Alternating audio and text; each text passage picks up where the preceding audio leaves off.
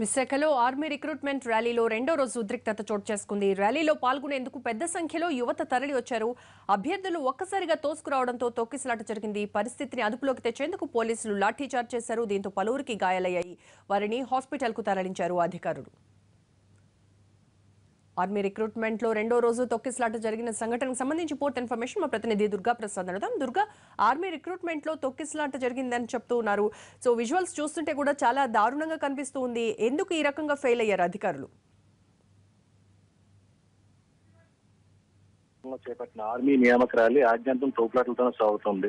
అసలే విశాఖలో ఒక్కబోట్లతో పక్క ఆపై వేలాదిగా తరలి వచ్చిన యువత అందుకు తగ్గట్టుగా ఇక్కడ ఏర్పాట్లు కూడా పూర్తిగా లేకపోవడంతో ఇక్కడ ఉద్రిక్త పరిస్థితులు కూడా కొంత సమయంలో నెలకొనే పరిస్థితి ఏర్పడుతుంది.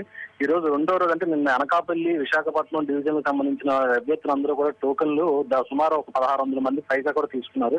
వీళ్ళందరికీ కూడా ఈ రోజు తెల్లవారుజాము 4 గంటల నుంచి 7 గంటల లోపు ఫిట్నెస్ పరీక్షలు నిర్వహించాల్సి ఉంది.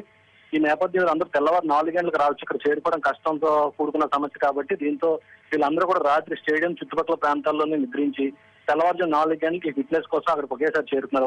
ఎంతమంది 100 మంది ఒకేసారి అక్కడ రావడంతో పోలీసులు వీళ్ళందరినీ కంట్రోల్ చేయడం కూడా ఒక పెద్ద సమస్యగా మారింది.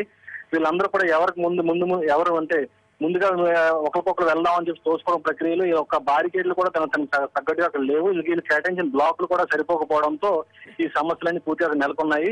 దీంతో కొంతమందిని అభ్యర్థులు చాలా మంది అభ్యర్థులు తోపులాట్లు కూడా గాయాల పాలయ్యారు.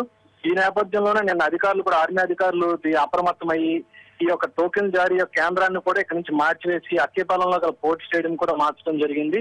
దీంతో కొంతవరకు పరిస్థితి ఇప్పుడు సర్దుమణిగిందని చెప్పాలి. అయితే ఈ తెల్లవారుజామున ఒకేసారి ఇంతమంది రావడంతో ఈ పరిస్థితి ఈ విధంగా ఏర్పడింది. రోజా. రైట్ దుర్గా.